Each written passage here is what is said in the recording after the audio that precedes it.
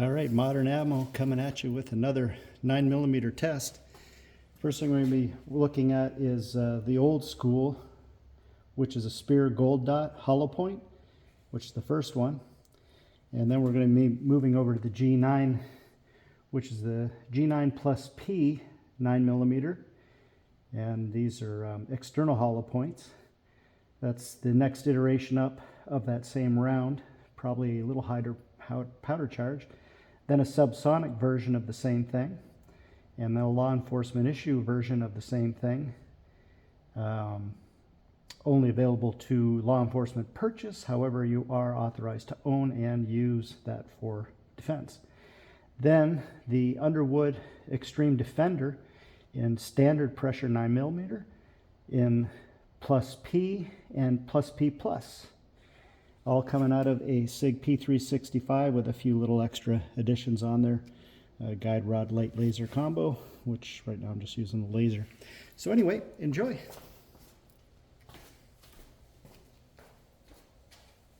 All right.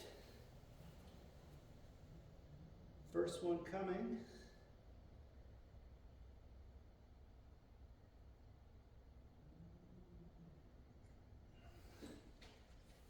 And helps if you rack the slide.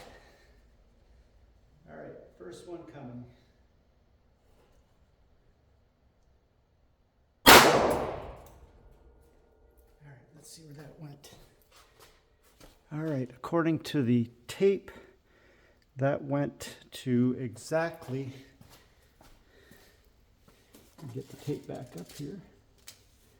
All right, so right to there, so 14.5 with a little bit of bounce back. So that's the Speer Gold Dot. And next will be the G9 Research. Stand by. All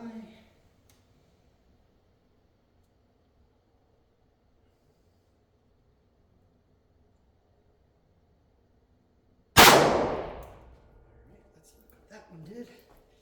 Quite a bit more penetration, 17 inches. And you can see the wound tracks, permanent wound cavity down to the right, virtually the same amount of wound track, although in synthetic ballistics gelatin, which this is from, I forget the name of the company at the moment, but I'm going to continue with the next G9 and the slightly upgraded version, see what kind of range we get on that.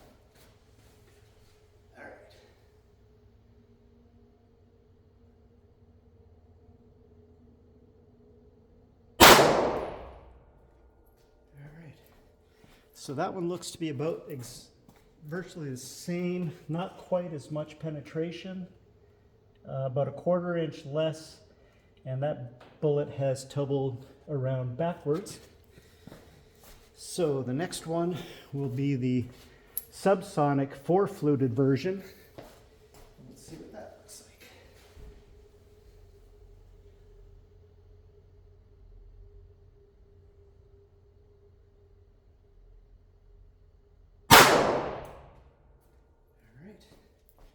So that one went a lot further, 18 inches all the way. That's pretty impressive for that round.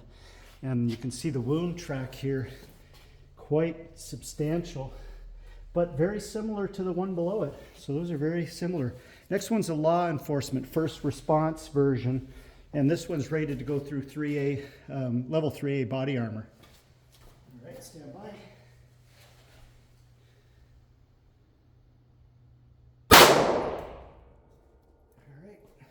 Now that one, all right, we got 21 inches of penetration.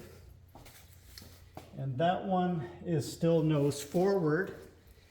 And that's the law enforcement version. So that is impressive as all get out. All right, I'm going to try one down below so I can save some of this gel space for the standard pressure Lehigh. It's the Underwood Extreme Defender. It's a Lehigh round, standard pressure, aiming for the bottom of the barrel. Let's see what I can get there.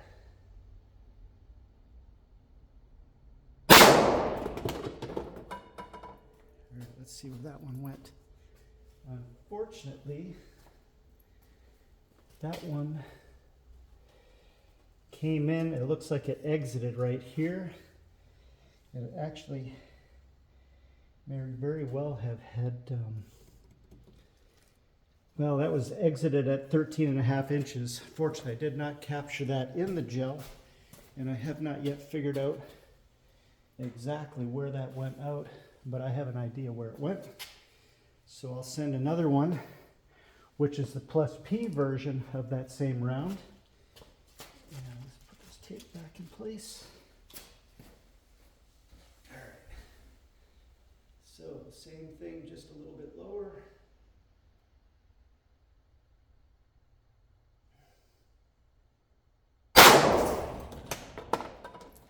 Where's that one go?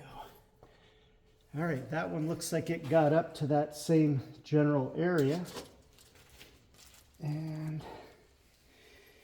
so I believe the last one that's in the gun is the plus P plus version. So I'm going to send that one up closest to the top and see what we get for penetration on that one.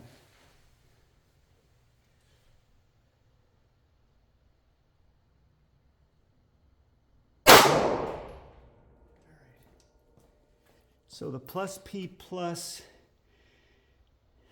in the Underwood Extreme Defender, it went to a distance of, bear with me a second here, 18 inches. So the winner was the Underwood plus P. And I think it's because it's a slightly lighter bullet from the plus P plus, which I'm pretty sure is a 90 grain, whereas this is a 68 grain. And it looks like we're still recording after 7 minutes. So, interesting results. So that's the end for this one. The reason that we did this test has to do with the FBI shootout back in the 80s, 1986. 8 law enforcement officers, FBI agents, attempted to apprehend 2 bank robbers. The gunfight lasted 5 minutes. One of the bank robbers was shot with a 9mm size projectile. It was either out of a .38 Special, .357 Magnum, or a standard 9mm pistol. And the bullet entered the bicep of the bad guy, entered his chest cavity, and came within 1/4 inch of his heart, and it wouldn't go any further. And it's because they were using a 9mm round. And now after that, they went to the 10mm round, did that for a while, then they dropped back to the 40 caliber version of the same projectile, and now they pushed us all back to shooting 9mm plus P.